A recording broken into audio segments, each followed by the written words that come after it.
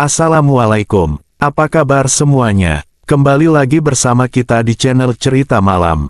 Sebelumnya jangan lupa subscribe, like, dan share untuk membantu kita berkembang lebih jauh. Oke guys, langsung ke cerita. Nah, cerita kali ini adalah Gang Angker. Pindah ke kota baru, di pertengahan tahun 2009, awalnya terasa menyenangkan. Hiruk-pikuk kota yang tak pernah henti berbanding terbalik dengan suasana desa tempatku dibesarkan. Namun, kebahagiaan itu sedikit ternodai saat ibu mengumumkan lokasi rumah baru kami. Gang Melati, ucapnya sambil menunjuk denah kota yang dibentangkan di atas meja makan. Gangnya agak sempit, tapi rumahnya lumayan lega. Dekat sekolahmu juga, aku mengerutkan kening. Nama gang itu terkesan anggun, tapi tatapan ibu yang sedikit was-was membuatku curiga. Memangnya kenapa, Bu? Bibir ibu terkatup sebentar. Kata orang-orang sih, gang itu angker, ucapnya pelan. Tapi kamu jangan percaya begitu, ya. Asal kita berdoa dan hidup rukun, nggak akan ada hal aneh yang terjadi. Meski ibu berusaha meyakinkan, rasa penasaran tetap menggelitik. Malamnya, setelah memastikan ibu sudah tidur, aku diam-diam membuka laptop dan mencari informasi tentang Gang Melati di kota ini. Hasil pencariannya langsung membuat bulu kudukku berdiri. Beberapa artikel dan forum membahas kejadian aneh yang kerap terjadi di gang itu. Mulai dari penampakan wanita berpakaian putih yang bergentayangan di malam hari, suara tangisan anak kecil di tengah malam, hingga benda-benda yang bergerak sendiri. Jantungku berdetak kencang. Seharusnya aku tidak membaca berita-berita ini. Tapi rasa penasaran itu terlanjur memuncak. Aku mematikan laptop, berusaha menepis rasa takut yang mulai menggelayuti. Mungkin itu cuma cerita karangan orang iseng, gumamku pada diri sendiri. Hari kepindahan tiba, rumah baruku berada di ujung Gang Melati. Memang sesuai deskripsi, ukuran sedang, halaman depan yang cukup untuk taman kecil, dan suasana yang hening. Saat itu siang hari, jadi suasana gang tidak terlalu terasa. Setelah membereskan barang-barang, malam pun tiba. Udara di kota ini yang biasanya panas, di gang ini terasa lebih dingin. Lampu jalan yang remang-remang menambah kesan menyeramkan. Sesekali terdengar suara jangkrik yang bersautan, memecah keheningan malam. Aku duduk di ruang tengah sendirian. Orang tua sedang sibuk membereskan kamar masing-masing. Televisi menyala, tapi acara yang ditayangkan tidak bisa kulakukan fokus. Tatapanku tak henti melirik ke arah jendela yang menghadap ke gang sempit itu. Waktu menunjukkan pukul 10 malam.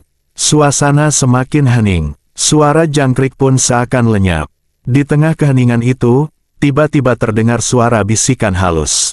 Pindah, pindah. Suara itu samar-samar, seperti angin malam yang berdesis. Tapi aku bisa memastikan, suara itu berasal dari luar, dari arah gang.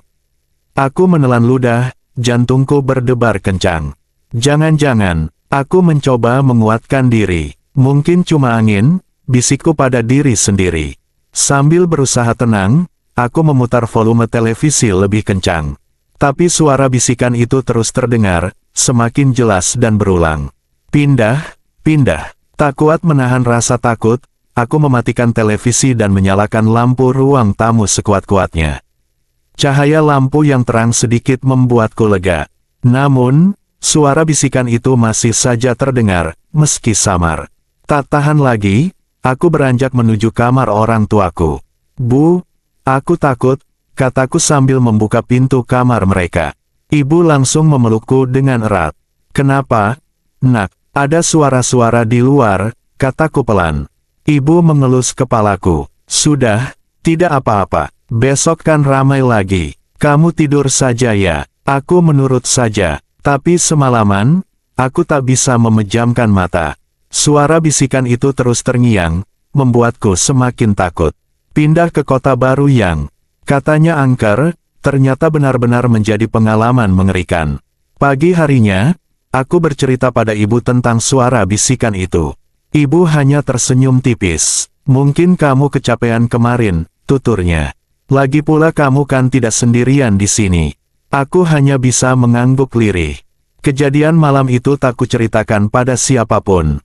Tapi, bisikan di malam pertama itu menjadi awal dari rentetan kejadian aneh yang akan kualami di rumah baruku. Panas tubuhku seakan terkuras saat menyadari diri tertidur di sofa ruang tengah. Aku mengerjap beberapa kali, menyesuaikan pandangan dengan cahaya lampu remang-remang. Acara di televisi sudah berganti menjadi tayangan infomersial larut malam. Namun, yang paling membuatku terpaku adalah sensasi berat yang menindih dadaku. Rasanya seperti ada seseorang yang duduk di atas perutku, menghalangi napasku. Panik menyeruak cepat. Aku berusaha menendang dan mendorong ke atas, tapi tubuhku terasa lumpuh, tak bisa digerakkan sedikit pun. Sebuah desisan dingin menyentuh telingaku, "Jangan bergerak." Suara itu lirih, namun menusuk tepat di tulang punggungku. Aku menoleh perlahan, otot leherku menegang. Di atas dadaku, tepat di antara dadaku dan perut, duduk sosok berambut panjang yang terurai acak-acakan. Rambutnya berwarna hitam legam, kontras dengan gaun putih yang lusuh dan kotor. Wajahnya pucat pasi, tidak seperti orang hidup.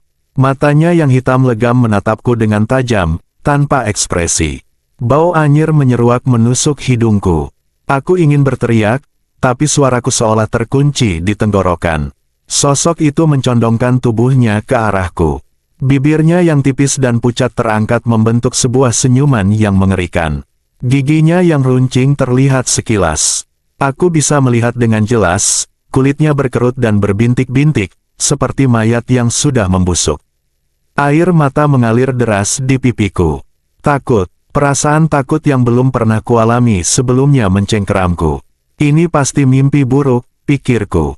Ini pasti hanya mimpi. Dalam kepanikan itu, aku teringat perkataan nenek di kampung.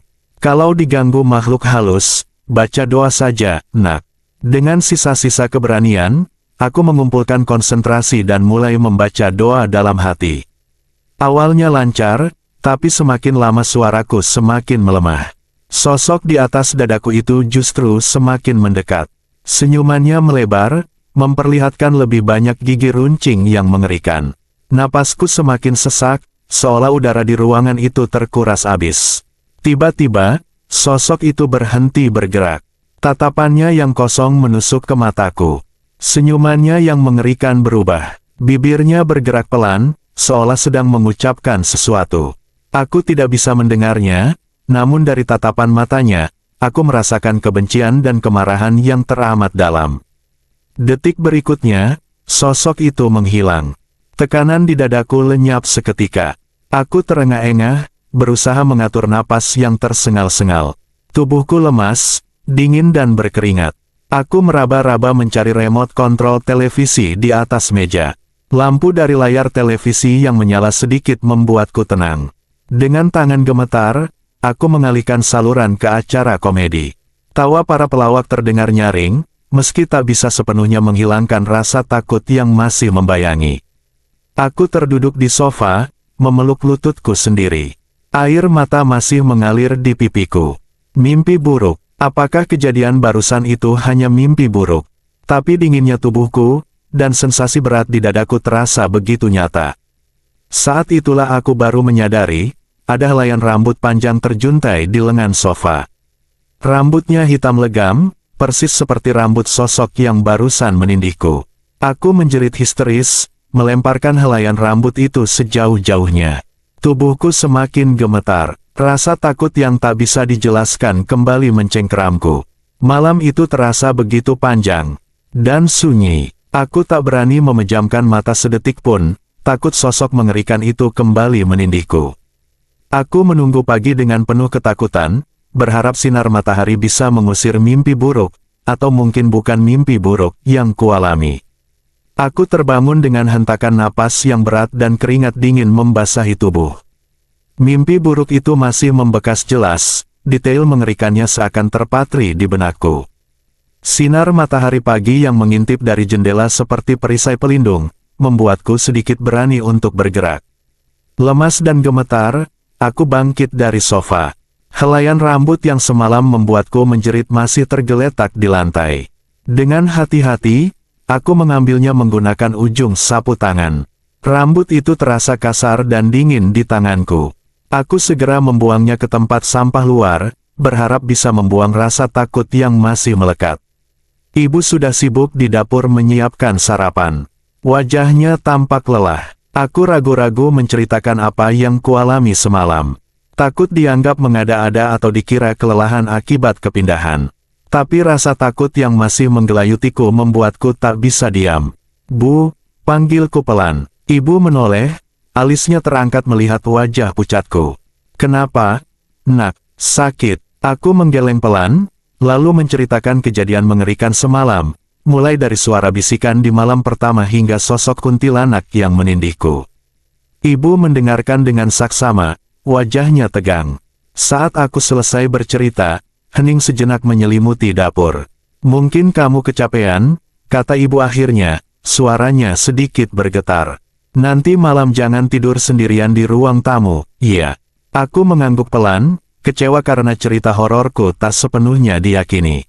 Namun, melihat wajah tegang ibu, aku tak ingin membuatnya khawatir. Mungkin dia berusaha menyembunyikan rasa takutnya sendiri. Sepanjang hari, kejadian semalam terus terbayang. Aku jadi pendiam, tak bersemangat seperti biasanya. Paman, adik laki-laki ibu yang dikenal memiliki kemampuan supranatural, sore harinya berkunjung ke rumah. "Ada apa, Dik?" tanya ibu saat paman duduk di ruang tamu. Paman melirik ke arahku yang sedang duduk di lantai, pura-pura membaca komik. Ibu pun bercerita tentang kegelisahan dan pengakuanku melihat hantu semalam. Paman mendengarkan dengan serius, lalu mengangguk pelan. "Memang ada aura yang tidak nyaman di rumah ini," ucapnya setelah hening sejenak. "Tapi tenang saja, Kak. Aku akan coba membereskannya." Setelah memasuki waktu malam, paman mulai ritualnya. Dia mengeluarkan beberapa benda yang tak kupahami fungsinya, sebuah mangkuk berisi air berwarna kehitaman, beberapa macam dupa dengan aroma menyengat, dan cambuk rotan yang ujungnya dilapisi kain putih. Aku mengintip dari balik pintu kamar. Seluruh ruangan dipenuhi asap dupa yang menyesakkan. Paman membacakan sesuatu dalam bahasa yang tak ku mengerti, suaranya bergetar dan hening diselingi dengan teriakan lantang. Sesekali, paman memukulkan cambuk rotan ke udara. Suasana hening diselingi suara benda terjatuh dan teriakan samar-samar yang terdengar seperti rintihan kesakitan. Aku merinding, bulu kudukku berdiri tegak. Ritual itu berlangsung selama kurang lebih 1 jam. Setelah selesai, paman terlihat lelah. Wajahnya pucat dan berkeringat. Dia meminum air putih dalam tegukan besar. "Sudah beres, Kak," ucapnya terengah-engah. "Ada makhluk halus terikat di rumah ini. Mungkin sisa dari peristiwa buruk yang pernah terjadi di sini." Ibu menghela napas lega. "Terima kasih, Dik. Kamu selalu jadi penyelamat kami." "Sama-sama, Kak," jawab paman sambil tersenyum lemah. "Tapi untuk jaga-jaga, kalian harus tetap berhati-hati. Apalagi malam Jumat, energinya biasanya lebih kuat." Perkataan paman membuatku semakin takut. Malam Jumat masih beberapa hari lagi, tapi bayangan kuntilanak itu sudah menghantuiku. Namun, malam itu aku bisa tidur nyenyak di kamar bersama orang tua. Ritual paman dan doa-doa yang kubaca sebelum tidur memberiku sedikit rasa aman. Malam itu terasa berbeda. Udara yang biasanya panas di kota ini, malam itu terasa dingin menusuk tulang. Mungkin karena efek kejadian mengerikan yang kualami beberapa hari lalu, atau mungkin karena sugesti perkataan paman tentang energi yang lebih kuat di malam Jumat. Malam hari, suasana hening menyelimuti rumah. Orang tua sibuk dengan kegiatan mereka masing-masing. Aku sendiri tak berani sendirian di ruang tengah. Sesekali, pandanganku melirik ke arah gang sempit di luar jendela. Kegelapan di sana seakan menyimpan rahasia mengerikan. Bunyi dentingan jam dinding memecah keheningan. Pukul 10 malam, rasa kantuk perlahan menyerang. Namun, bayangan sosok kuntilanak itu membuatku tak berani memejamkan mata. Aku beranjak ke kamar orang tua, berharap bisa menemani mereka sambil menonton televisi. Saat membuka pintu kamar, aku melihat paman sedang duduk di lantai, menghadap ke arah jendela yang terbuka. Wajahnya tampak tegang, matanya terpejam. Sesuatu yang tak bisa kulihat seakan tengah dihadapinya. "Paman," panggilku pelan. Paman membuka matanya, lalu tersenyum tipis. "Belum tidur, Nak?" Aku menggeleng. "Enggak bisa tidur, Paman." "Takut?" Paman mengusap kepalaku dengan lembut. "Enggak usah takut. Paman di sini, kok." Aku duduk di samping Paman. Perlahan, dia bercerita. Katanya, kuntilanak yang menindasku itu memang terikat pada rumah ini. Konon, beberapa tahun lalu pernah terjadi peristiwa tragis di sini. Seorang wanita hamil muda tewas bunuh diri karena ditinggalkan kekasihnya. Arwahnya gentayangan, jelas Paman. Mungkin karena dendam atau ada urusan yang belum selesai. Biasanya, malam Jumat energinya lebih kuat, itu kenapa kamu diganggu. Cerita Paman membuatku merinding. Ternyata, rumah baruku ini menyimpan sejarah kelam. Tak heran kalau terasa angker.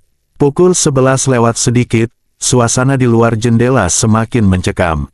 Angin malam bertiup kencang, menerpa pohon-pohon yang tumbuh di pinggir gang hingga berdesiskan.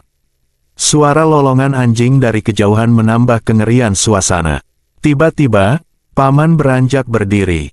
Dia mengeluarkan kembali benda-benda yang kupakai kemarin, mangkuk berisi air kehitaman, dupa, dan cambuk rotan. Aku tahu, ritual pembersihan akan dilakukan lagi. Namun, kali ini ritualnya terasa berbeda. Paman membacakan mantra-mantra dengan suara yang lebih lantang dan tegas. Asap dupa yang tebal memenuhi ruangan. Suasana hening kembali pecah oleh teriakan Paman yang bergema ke seluruh penjuru rumah. Aku berpegangan erat pada lengan ibu yang berdiri di belakangku. Tubuhku gemetar ketakutan. Mantra Paman dibalas dengan suara rintihan yang semakin jelas terdengar. Suaranya penuh dengan kesedihan dan kemarahan. Tak lama kemudian, terdengar suara benda pecah dari arah ruang tamu. Aku mengintip dari balik pintu kamar. Paman sedang berdiri tegak di tengah ruang tamu, cambuk rotan di tangannya terangkat tinggi-tinggi. Di hadapannya, terlihat pusaran angin berwarna hitam pekat. "Lepaskan tempat ini," teriak Paman lantang. Suaranya menggema, dipenuhi dengan kekuatan. Pusaran angin itu bergolak semakin kencang, mengeluarkan suara desisan yang memekakkan telinga. Setelah beberapa saat yang menegangkan, pusaran angin itu perlahan menghilang. Bau anyir yang menusuk hidung pun lenyap seketika. Paman terjatuh berlutut, napasnya terengah-engah. Wajahnya pucat pasi, keringat membasahi seluruh bajunya. "Sudah selesai," ucapnya pelan, suaranya parau. "Dia sudah pergi." Lega bercampur haru menyelimuti hatiku. Ritual yang melelahkan itu akhirnya membuahkan hasil. Kuntilanak yang selama ini menggangguku sudah pergi. Malam itu, untuk pertama kalinya sejak kepindahan, aku bisa tidur nyenyak tanpa diganggu mimpi buruk. Meskipun ritual pembersihan Paman berhasil mengusir kuntilanak yang menindasku, pengalaman mengerikan itu meninggalkan bekas yang membekas. Mimpi buruk tentang sosok berambut panjang dan berwajah pucat masih kerap menghantuiku, terutama saat menjelang malam Jumat. Rasa takut itu selalu muncul setiap kali aku sendirian di rumah, terutama di ruang tengah tempat kejadian pertemuan itu terjadi. Trauma itu membuatku menjadi pribadi yang lebih religius. Setiap malam sebelum tidur, aku tak lupa membaca doa. Rasa takut diganggu makhluk halus mendorongku untuk lebih mendekatkan diri pada Tuhan. Kehidupan di kota ini pun terasa berbeda. Awalnya, aku bersemangat untuk menjelajahi kota baru ini. Namun, kejadian di rumah baruku membuatku lebih banyak berdiam diri di rumah. Aku jadi jarang keluar, apalagi jika hari sudah mulai gelap. Teman-teman sekolahku mengajakku jalan-jalan atau nongkrong, tapi aku selalu mencari alasan untuk menolak. Ibu dan ayah tentu saja khawatir dengan perubahan sikapku. Mereka mencoba mengajakku berbincang-bincang, tapi aku selalu menutup diri. Suatu sore, saat sedang melamun di kamar, Paman datang berkunjung. Dia melihat wajahku yang murung dan langsung mengerti permasalahanku. Dengan sabar, Paman memberiku wejangan. "Memang wajar kamu merasa takut, Nak," ujarnya sambil duduk di tepi tempat tidurku. "Tapi jangan biarkan rasa takut itu mengendalikan hidupmu. Percayalah, dengan berdoa dan mendekatkan diri pada Tuhan, kamu akan dilindungi." Paman juga berpesan agar aku tidak terlalu memikirkan kejadian yang sudah lewat. Sebaliknya, aku harus fokus menjalani kehidupan baru di kota ini. Dia menyarankan agar aku lebih aktif bergaul dengan teman-teman sekolah dan ikut kegiatan ekstrakurikuler yang kuinginkan. Perkataan paman perlahan mulai meresap.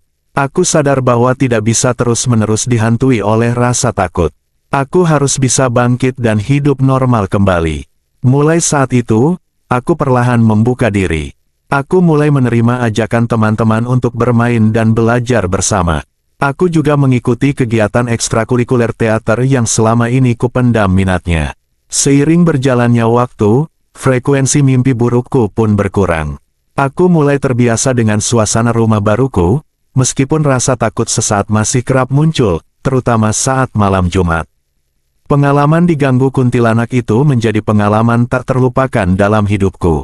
Meski mengerikan, kejadian itu juga mengajariku arti pentingnya doa, keimanan, dan kekuatan mental. Dan yang terpenting, aku belajar untuk tidak menyerah pada rasa takut dan tetap menjalani hidup dengan penuh semangat. Kini, meskipun Gang Melati masih terkenal dengan cerita-cerita angkernya, bagiku gang itu hanya sekedar gang sempit biasa. Trauma yang kualami perlahan memudar, digantikan oleh kenangan manis dan kehidupan baru yang kujalani di kota baru ini. Oke guys, sekian cerita dari kami. Kita kembali esok hari di jam yang sama ya. See you.